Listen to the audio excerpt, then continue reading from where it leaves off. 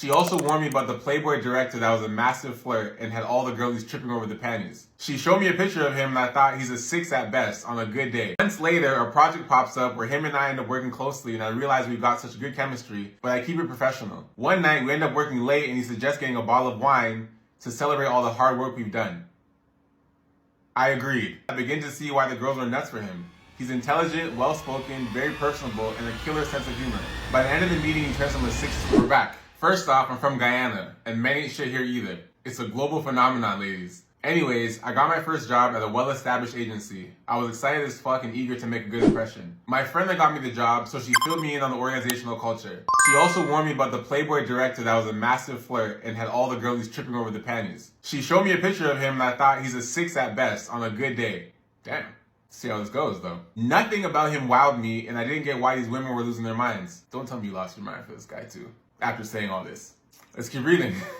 So weeks go by and he comes to the office for a meeting with my friend who got me the job. Me, him, and his assistant. As the meeting goes on, I begin to see why the girls were nuts for him. He's intelligent, well-spoken, very personable, and a killer sense of humor. By the end of the meeting, he turns from a 6 to a 7 to me.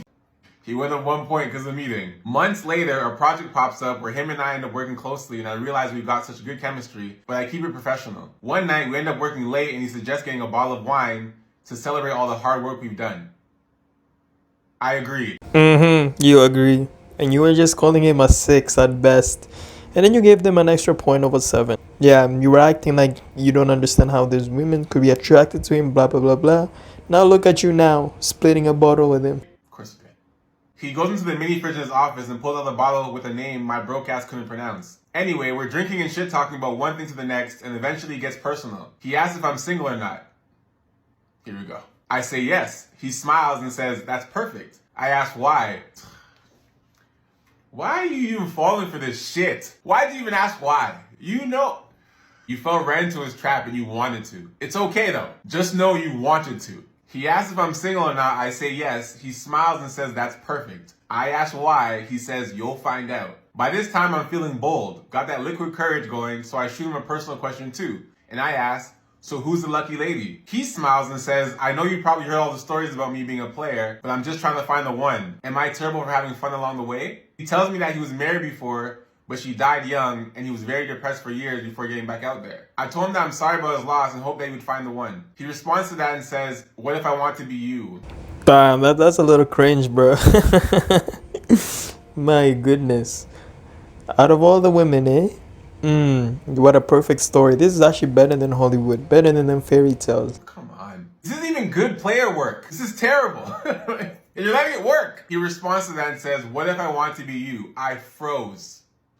He moved into me closer and whispered, do you want it? Oh, this is terrible. I was at a loss for words at this point. He braced me against the wall, stared straight in my eyes and asked, can I? I barely muttered, uh-huh. And before I knew it, he kissed me. Deep, passionate, and hungry. I just want to say, this director is actually smart. I ain't gonna lie. He had to ask for an approval right before he did what he did next, because he doesn't want them scandals popping up in the morning. You know, he doesn't want to wake up and his ass is all the way in the media, you know, getting his name tarnished out there because some woman making a claim, right? So good for him for asking for consent. Smart ass guy. He's actually intelligent. Now I'm beginning to see why she likes him. And this man smelled good. My pussy was dripping at this point, and I knew he knew it. I could tell from that smug smile, but I got myself together real quick. I broke the kiss. I could see his dick print through the pants. God knows it took everything in me not to get naked and ride that dick like a rodeo. What is this, a erotica novel? He asked if it was okay, so I said I'm not trying to get fucked, used, and discarded. That's not what I came here for. He laughed and said, well, I do want to fuck you, but I'd be crazy to let you go anywhere. My dumb ass stood there with a stupid smile on my face after having my ego stroked. Then he hit me with the classic, you're so mature for your age. I really feel drawn to you. He was 35 at the time and I was 20. He says, let's go on an actual date. I want to wine and dine you. Not gonna lie, I got so fucking excited. Yeah, you're 20.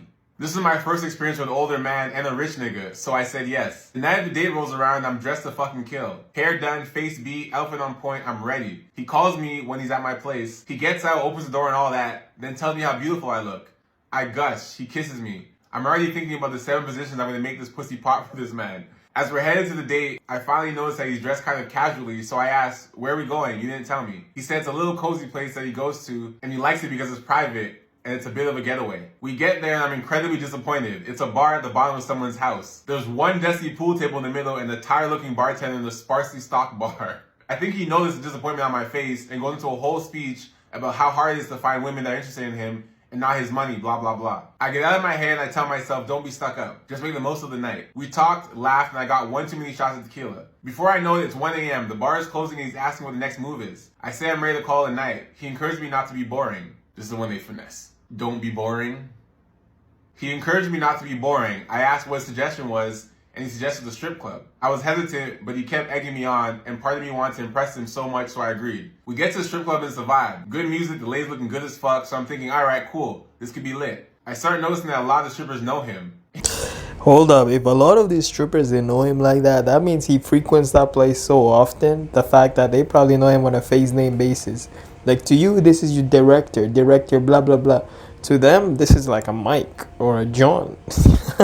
He's getting hugs, kisses, and stares, and I start to get a little jealous. So when he gets cozy with me in the booth we were in, I welcome it. We're kissing, touching, and I'm having fun. He then takes his cock out and asks, so what are you gonna do with it? Yo, for a director, this is wild. My goodness, you're gonna find yourself in HR. I thought you were smarter than this.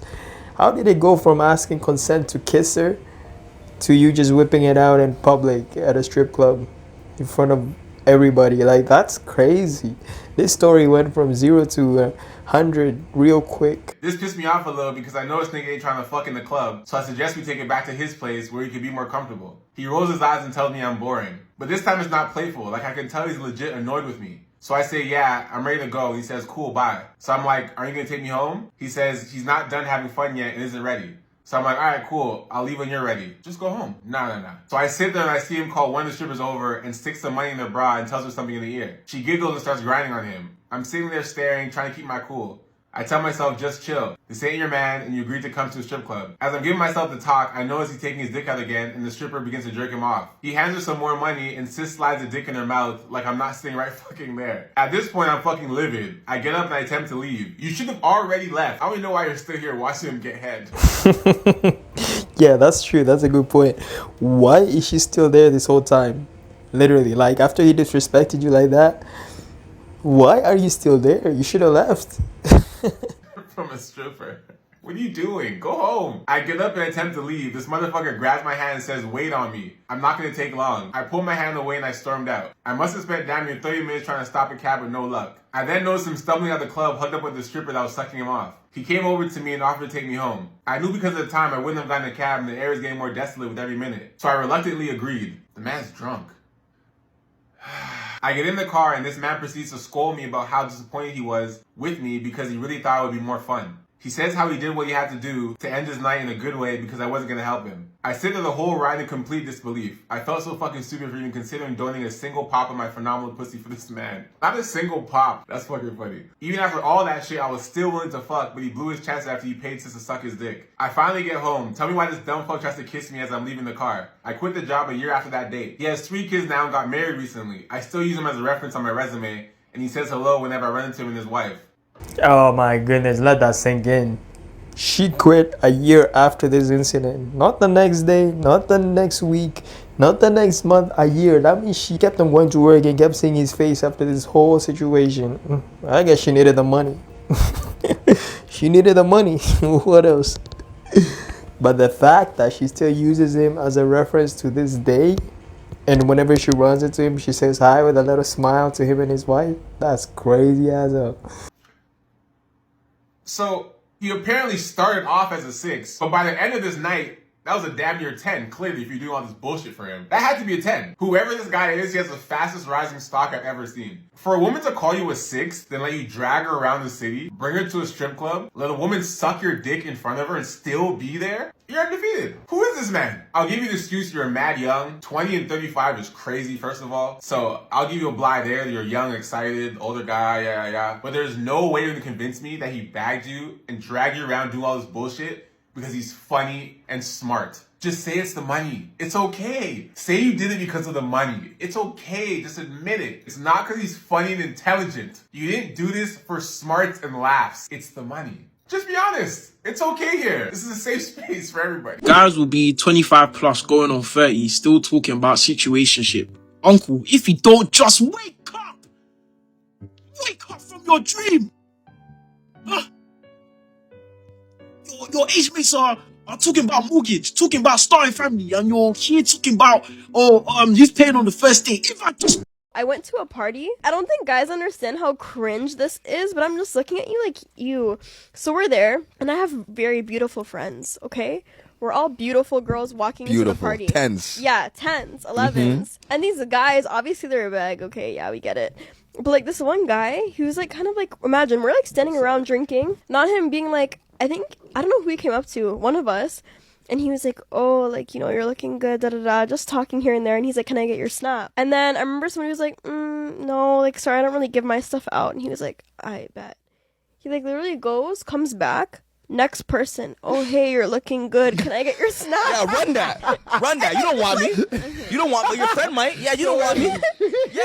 Yeah. Wait, Yes. hold on. Yes. He went in a row, like 4 girls. Yeah, who that wants are me? part of the same group. Who wants me, baby? Hello, pardon me. Like, how are you gonna go from one friend to the next friend to the next friend? Like, you have to pick one and be like, okay, I want this one. I don't know. I just don't Okay, like Destiny. that. Okay, hold on, Destiny.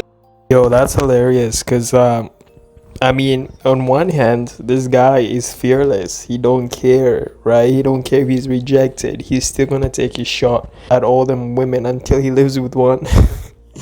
He's there to make sure he leaves with something. But then on the other hand, I don't know if he realizes this, but the moment a woman, no matter how much she might be attracted to you, the moment she sees you hitting on her friend, and then you come onto her, and then you come onto the friend after her, and so on, she loses attraction. Like, they have this girls mentality, girls for girls kind of thing, right? They like to stick together. So I mean, I don't know what he was expecting. He was expecting like one of them to just blatantly say like, yeah, sure, here's my snap, let's go, after watching all her girlfriends reject him and stuff. Like, no, she ain't gonna do that in front of them.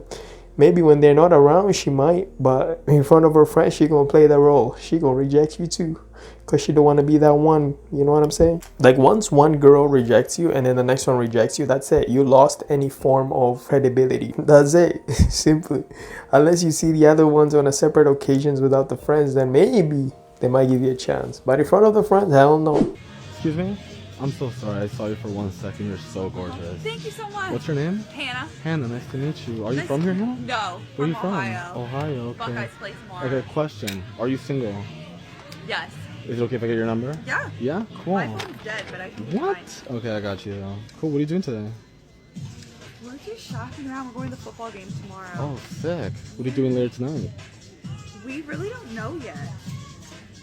We're still trying to figure it out. My friend's in here somewhere. I don't know where she is. I think I just saw her. The other blonde, nice. The only 2 blondes here. Love that. Okay, Hannah, well, my name is Arnold. I'll shoot you a text, okay? Perfect. Thank Gorgeous. you. Have a nice day. I'm willing to bet $100 she gave you the wrong number, mate. Her phone is dead. She gave you some number that you're gonna text. You don't even know if it's real or not. It could be just some fake ass numbers made up on the spot. And you don't have no way of confirming it, because your phone is dead, so you can't even like text or call it. I'm outside this nigga house. It's 7 o'clock in the morning. When niggas start acting funny, baby, it's time to investigate. When a man deviates from his routine, something is up. Because niggas are predictable. So when they become unpredictable, it's because they cheating. I've been here since 3 o'clock in the morning. He didn't answer the door. It's a strange car outside. Baby, I went to sleep. We both can play this game. I gotta leave sometime. I'm gonna be here when you do. You thought I was gonna go home? No. I'm still here.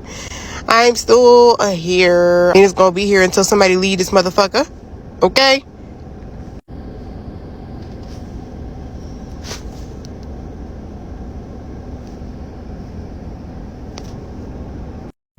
Okay, update. It's literally 8 o'clock.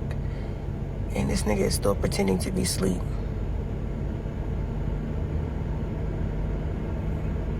Damn, she loco. She must not have anything going on in her life. I mean, how are you gonna waste this much time just posted on the block trying to watch your man's house?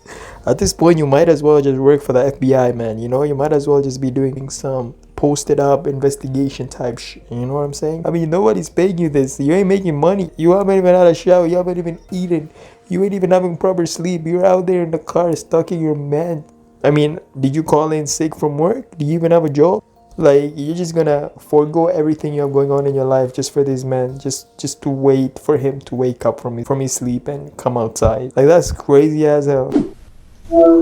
Hey, What's good? nothing. I'm just here with my friend. Saying I can come see you? I mean, sure, why not?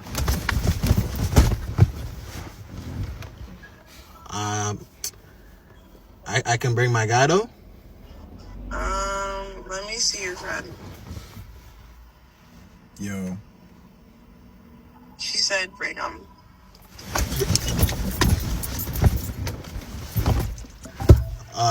So what y'all trying to do? Honestly, we're down for whatever you guys are